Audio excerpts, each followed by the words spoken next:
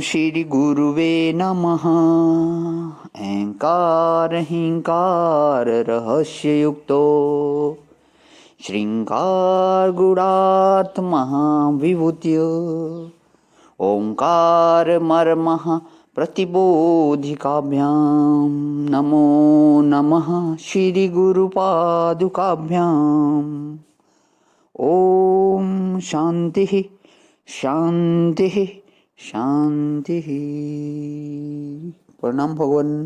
श्वेता श्वेत्र उपनिषद स्वामी श्री अखंडानंद सरस्वती जी महाराज का दिव्य गूढ़ ग्रंथ, जिसमें भगवान हमारा प्रवचन 24वां चल रहा है। ध्यान की तैयारी में स्तुति और मंत्र नंबर 4 की व्याख्या पेज नंबर 315 से आगे ले रहा हूँ भगवान की, जिसमें पिछले सत्संग में बात आई थी कि हवन करके होत्रा, जिसमें हवन होता है, वह करके मनुष्य अपने अंतःकरण को शुद्ध करे और परमात्मा से मिल सके। उसी ने यह साधन दिया है। तो ये जो भी होत्रा साधन है, ये भी परमात्मा का दिया हुआ है। तो अंतःकरण को शुद्ध करके जी आगे लेते हुए, होत्री संबंधी जो कर्म है वह होत्र है। यह हवन तरह तरह का होता है। अग्नि में इंद्राय स्वाहा करके जो हवन किया जाता है वह बाहर का हवन है। वह भी भगवान ने बनाया है अंतःकरण शुद्धि के लिए। दूसरा, भीतर ही हवन किया जाता है। हमारी नाभि के पास एक त्रिकोण अग्नि चक्र है, उसमें चिन्मय अग्नि प्रज्वलित हो रही है। श्री शंकराचार्य भगवान ने ऐसा लिखा है, चेता रूपी आग जल रही है नाभि के पास त्रिकोण अग्निमंडल में। अब उसमें क्या करना? बोले, अविद्याम जुहोमि स्वाहा, मैं अपनी अविद्या का हवन करता हूँ। अहम ताम जुहोमि स्वाहा, रागम जुहोमि स्वाहा, दोषम जुहोमि स्वाहा, अभिनिवेशम जुहोमि स्वाहा। यह हवन भीतर का है। अच्छा, और बड़े बड़े यज्ञ यागादि होते हैं, उसमें भी हवन होता है, पर वेदों में एक विचित्र हवन का वर्णन है। वह ईशावास्य उपनिषद जो अभी छपा है ना, उसकी भूमिका में मैंने इसकी चर्चा की है। वह क्या है?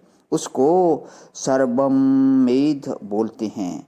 जैसे अश्वमेघ, गोमेध आदि शब्द हैं ना होम के लिए, वैसे ही वह सर्वमेध शब्द है। सर्वमेघ माने ऐसा यज्ञ जिसमें संपूर्ण सृष्टि का होम कर दिया जाए। इसका वर्णन वेदों में है। वह कैसे होता है कि सर्व का हवन कर दो, कार्य का हवन कारण में कर दो। हवन माने यह है कि जैसे तुम्हारे पास एक हार बना है और हार में चित्र बने हैं।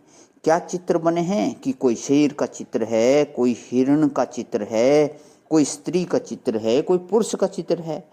हार में चित्र बने हैं, तो उन सब का हवन कहाँ करना है? बोले कि उसमें जो चित्र बने हैं उनका भी, और जो हार का रूप है सो भी, वह कहाँ हवन करना? सोने में हवन करना, कि ये स्वर्ण से पृथक नहीं है। इसी प्रकार संपूर्ण कार्य सृष्टि को जो पैदा हुई है, नाम रूप क्रियात्मक, इसको कारण रूप परमात्मा में हवन कर देना, इसका नाम सर्व हवन है।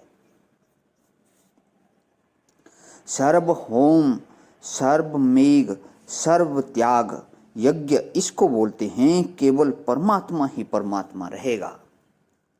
तो कहते हैं कि सर्व मेघ आदि जो है, यह अनुभव कराता है कि सारी सृष्टि परमात्मा में होम कर दी गई और परमात्मा से जुदा नहीं है। जैसे आग में हवन की गई वस्तु अग्नि से जुदा नहीं होती है, वैसे ही परमात्मा में हवन की हुई सृष्टि अपने आकार विकार को छोड़कर, अपनी आदि व्याधि उपाधि समाधि सब को छोड़कर, यह तो केवल परमात्मा रूप ही है। कर्मकांडी तो करता है होम और भावनात्मक होम, और तत्वज्ञानी का होम क्या है? बोले कि बोध संगीत है। तदैवाग्नि तद दिव्यः तद वायुः तद चंद्रमः, वही सर्व है, इसका नाम सर्वमेघ याग है। ज्ञानी की दृष्टि ऐसी है। तो आज यहीं विराम करता हूँ भगवान, इससे आगे कर लेता हूँ। ओम शांति शांति शांति। प्रणाम भगवान।